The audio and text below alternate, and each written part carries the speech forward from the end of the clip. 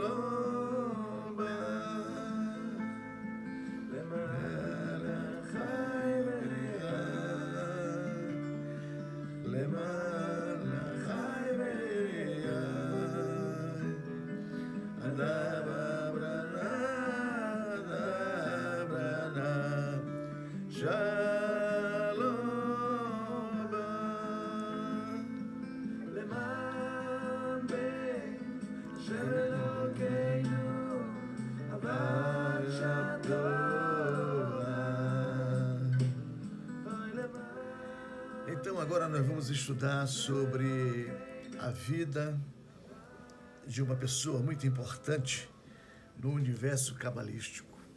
É a vida de Shimon Bar Yochai. Shimon Bar Yochai, o Rashbi. Esse cidadão tem uma história muito bonita e uma das principais contribuições para a formação do Zohar, o livro do esplendor. Então vale a pena estudar a vida deste sábio, que é reconhecido em todas as comunidades judaicas. Foi aluno do Rav Akiva, né? Rav Akiva do primeiro e início do segundo século. Akiva tem uma história também muito bonita, que começou a estudar Torá, já tinha 40 anos de idade, mas nunca é tarde para se começar. E assim tornou-se num grande sábio e teve Shimon Bar Yochai, entre outros, como seus alunos, e grande legado foi deixado a Shimon Bar Yochai. É muito bonita a história desse sábio, desse judeu, né? Também ele é conhecido como Rashbi, né? E é fundamental para a compreensão da consolidação da Cabalá judaica. Shimon Bar Yochai viveu no segundo século, viveu em terras de Israel e foi um dos discípulos, como acabamos de dizer, mais eminentes do Rabi Akiva. O Rashbi destacou-se por seu profundo conhecimento da Torá revelada, né? A Torá revelada é a Torá Niglê. E também pela dedicação absoluta, né, à sua aprendizagem e ensino, né, tendo seu sustento diretamente provido por Deus, por Hashem, e assim lhe foi permitido uma total dedicação aos estudos sagrados da Torá. Então, Shimon Bar Yochai, vale a pena pesquisar e estudar sobre a sua vida e sua obra. Aqui nós vamos fazer uma breve apresentação, mas você pode aprofundar suas pesquisas, como eu disse, vale a pena conhecê-lo. E Shimon Bar Yochai, então, ele nasceu em um período de grande perseguição aos judeus pelo domínio romano. Século II, Roma dominava o mundo nessa época, né? Mas não é só por isso, porque Roma já tinha destruído a cidade de Jerusalém, tinha destruído o templo, né? Destruído o segundo templo. E não só isso, com o advindo de Bar Kova, né? Que ele empreendeu aquela revolta, então, contra Roma, e a perseguição foi muito forte contra os judeus dessa época. E Rabi Akiva, o Shimon Bar Yochai, o Rabi Akiva foi morto por essa época, né? Foi um mártir. E o Shimon Bar Yochai, ele teve que fugir e foi para morar numa caverna. Ele ficou lá na caverna por 13 anos, juntamente com seu filho Elazar e o seu genro, né? De sorte que 13 anos, um período que foi uma dedicação intensa ao estudo e à meditação da Torá, e onde teve uma grande elevação na esoteria divina, a Cabalá. Tudo começa aí. Na verdade é o seguinte, os conhecimentos cabalísticos, a sabedoria, ela já sempre existiu em Israel, né? Com os sábios, anciãos, eles sempre foram guardiões dessa sabedoria, desse conhecimento, dessa ciência, desses segredos, né? Que a eles foi revelado e que eles vêm transmitindo, né, de geração em geração. Mas a gente destaca aqui, né, a partir de Shimon Bar Yochai, a gente começa a perceber um aprofundamento, né, e você há de convir que após 13 anos numa caverna estudando continuamente Torá, né, e além da elevação espiritual fundamental para se adquirir as grandes revelações, ter os grandes recebimentos que o caracterizará como um dos grandes dos Mekubalim, né? Então isso aí a gente pode destacar, né? E após esse isolamento, né, que ele teve que passar na caverna, ele emergiu com notoriedade espiritual e grande poder místico, alcançado mediante intensa comunhão com verdades. Não estava apenas isolado, mas ele se isolou para entrar num estado de, vamos dizer, de dificuldade realmente, da mais profunda união com Hashem. E não vamos esquecer que o que foi que Hashem falou a Abraham: ocultaria, né, alguma coisa, teria algum segredo com meu amigo Abraão. Ele estava pronto para revelar, e é o interesse de Hashem revelar os seus segredos a quem, na verdade, alcançar também esse grande nível de elevação, né? Então nós temos aí o Shimon Bar Yochai, que 13 anos, né, numa caverna, estudando Torá, alcançou níveis elevados, e a partir de então, né, a gente começa a observar que o mundo começa a receber uma luz muito especial, né, através da sabedoria da Cabalá. Então, temos aí, né, ele é tradicionalmente considerado o autor do Sefer HaZohar, que é o livro do esplendor, e também é o principal texto da Cabalá, né? Os seus ensinamentos, passados oralmente, versam sobre os mistérios da criação, que são temas abordados ali no Zohar, né? Os mistérios da criação, a relação entre Deus e a humanidade, a existência humana, e também tem os aspectos, o segmento relacionado à alma, né? E tem um destaque aqui interessante, que um discípulo do Rabi Akiva, que foi o Rabi Abba, ele transcreveu esses ensinamentos, possibilitando sua disseminação para gerações futuras. Então, o Rabi Abba foi discípulo do Shimon Bar Yochai, né, do Rashbi, e eles, né, foi, vamos dizer assim, foi guardião e portador, né, e disseminação por várias gerações, né, futuras dos conhecimentos do Rabi Shimon Bar Yochai.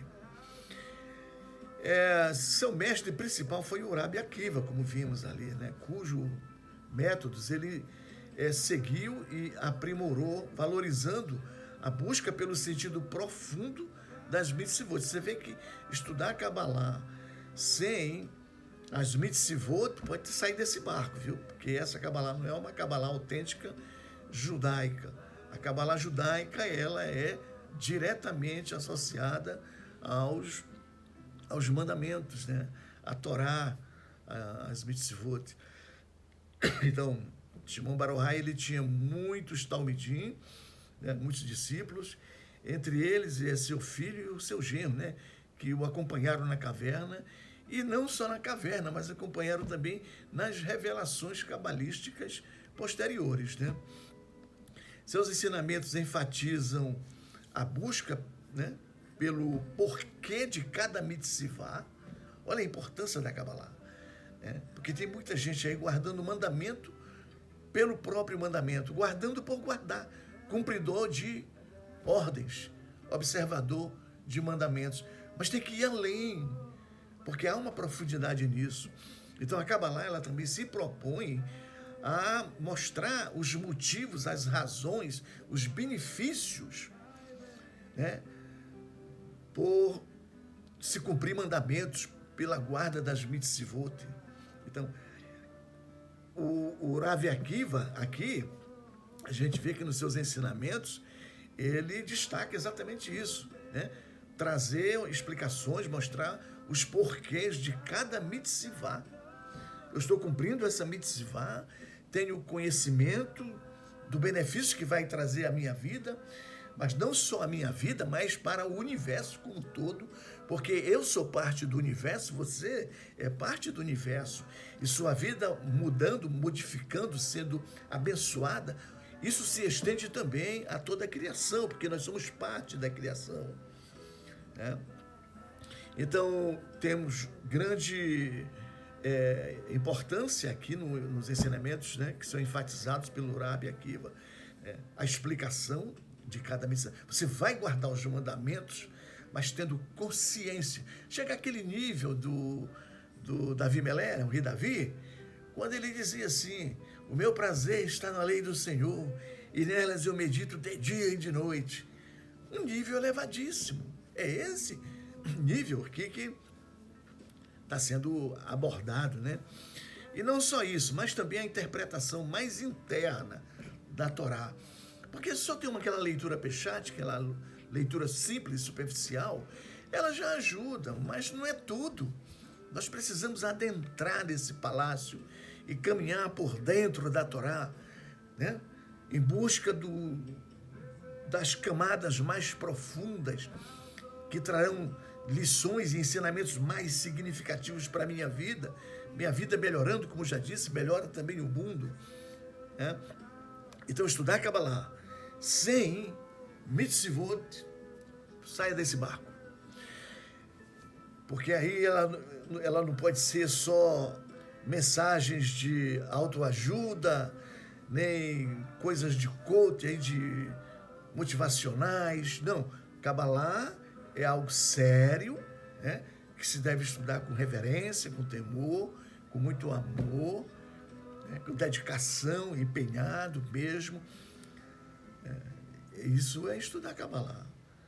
Tendo o seu foco tem que ser exatamente a santificação da sua vida, né, a elevação de níveis de consciência, focando também em poder contribuir, cooperar para o melhoramento das próximas gerações. Isso é compromisso da Kabbalah também, e daquele que estuda a Kabbalah. Não é para encher a cabeça de conhecimento e sair estourando aí pelos púlpitos da vida, né? É diferente. Então, seus ensinamentos giram em torno das sefirot, que são as emanações divinas, né?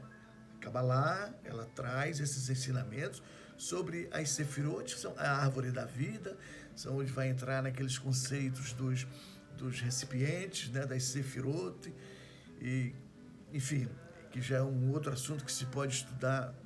Se você acompanhar aqui no meu canal, tudo isso será colocado lá, disponível. Mas vamos por parte, primeiro, com conhecer os grandes cabalistas, os grandes mecubalim, os homens que receberam, porque mecubalim é aquele que recebe, é um recebedor, aquele que recebe sabedoria de Hashem, né? Recebe sabedoria de Deus, isso sim. Então, nos seus ensinamentos, a gente, tudo isso são através das sefirot, a importância, por conta das emanações divinas, né? E também vamos ter uma visão mais refinada a respeito de Hashem, porque tem muita gente ainda imaginando, quando fala em Deus, já vê um senhor de idade, da cabeça branca, sentado no trono sobre nuvens, e é esse o conceito que tem, é a visão que se tem, quando a Kabbalah vai nos mostrar que Hashem é a luz infinita, né? Isso também, como eu digo, são conceitos que a gente vai abordar mais para frente, né, quando estivermos estudando, especificamente já por volta ali do Etz Haim, lá de Haim Vital, e também o Pardês de Romney, de Moshe Cordovero. Então tem muita coisa pela frente, importante, né, mas que a gente vá desenvolvendo sempre consciente disso aí, que nós estamos estudando a Kabbalah com a visão de nos unirmos mais a Hashem, uma vida mais unida a Hashem, né? Amém. Então, compondo assim a base do que hoje se conhece como Kabbalah, tudo isso aí, esses conhecimentos já e essas revelações já trazidas de Shimon Bar Yochai formam a base da Kabbalah, né? Muito bom. A contribuição para a consolidação da Kabbalah. O Rashbi é considerado o pai da Kabbalah, não por ser o criador dos mistérios, né? Ele não é criador de mistério, ele recebeu o mistério. Foi coisa, a ciência, uma ciência compartilhada por Hashem, né? E ele compartilha com recipientes, com vasos que sejam puros, né? Como disse bem o Yeshua, não se coloca vinho novo em odre velho, porque não vai suportar, vai se romper e o dano vai ser muito grande. Então, a Hashem também não vai colocar luz dentro de um vaso, de um recipiente sujo, pecaminoso. Então, tem que haver a santificação, a purificação, para poder, então, receber. E nós temos aqui Rashbi, que recebeu grandes revelações, certamente por ser um clio, um vaso, um recipiente puro, um homem santo. Então, vale a pena estudarmos a vida desse homem, né? E ele, Rashi, ele é considerado, na verdade, o pai da Kabbalah, né? Como eu disse aqui, não porque ele tenha criado algum mistério cabalístico, mas por ter sintetizado seus ensinamentos, introduzindo-os, né, à posteridade em forma escrita e oral. Ele não escreveu todo o Zohar.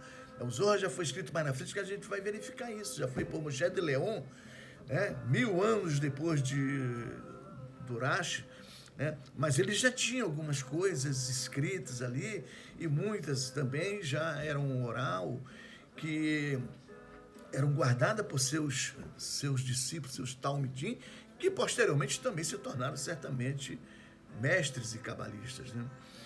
Então, suas revelações compiladas no Zohar formam a pedra angular do estudo cabalístico até os dias de hoje, né? Até os dias de hoje. Se você não viu o primeiro vídeo, eu recomendo que você assista o primeiro vídeo, que eu basicamente traço ali o início, a origem da Kabbalah, e tem muita coisa interessante, e vai ajudar muito a entender melhor do que nós estamos falando aqui. Ok? Muito bom. Então, suas revelações compiladas do Zohar formam a pedra angular do estudo cabalístico até os dias atuais. Nós temos vários cabalistas, mas partem do Zohar, que é o livro do esplendor, né? Nós temos grandes obras como o Etz Haim, o Etz Haim é do Isaac Luria, né? Etz Haim é sobre a Kabbalah luriânica, mas que Etz Haim foi escrito por Haim Vital, que foi um aluno, discípulo de Luria, né? Que contém também princípios desenvolvidos também por Moshe Cordovero, né, que tem a Kabbalah cordoveriana, né, mas todas elas estão centradas, fundamentadas no Zohar, nesses princípios, nessas revelações de Shimon Bar Yochai, né? Ok. Com isso, ele transformou o misticismo. Suas revelações compiladas no Zohar formam a pedra angular, né, do estudo cabalístico até os dias atuais. Com isso, ele transformou o misticismo, que até então era transmitido espaçadamente, era uma coisa que, né, sem muita dinâmica, era passado oralmente, né, de geração em geração. Porém, isso vai ganhar uma outra dimensão, né, à medida que o tempo vai se passando, né? Com isso, ele transformou o misticismo, que até então era transmitido espaçadamente, em uma tradição ensinada e estudada formalmente, possibilitando que a Kabbalah florescesse como disciplina espiritual da judicidade. A gente vai ver que depois outros centros foram... por exemplo, a Espanha, ela recebeu ali, foi palco, inclusive, de encontros de grandes Mekubalim, e muitas discussões aconteceram ali na consolidação, né, dos princípios cabalísticos, né? Então, eu encerro dizendo que essas informações são firmemente baseadas em fontes acadêmicas e tradicionais do judaísmo, com especial atenção à veracidade histórica e espiritual do legado do Rabi Shimon Bar Yochai. Isso é que eu queria destacar, o Shimon Bar Yochai, né? E mostrando como esse desenvolvimento da Kabbalah, que a gente vai ver logo no próximo vídeo, essa desenvoltura até, acredito que vai dar para a gente chegar já até o Raim Vital, né? E aqui eu encerro, e que o Hashem abençoe grandemente, e assista nossos vídeos, que você será beneficiado, tá bom? Shalom.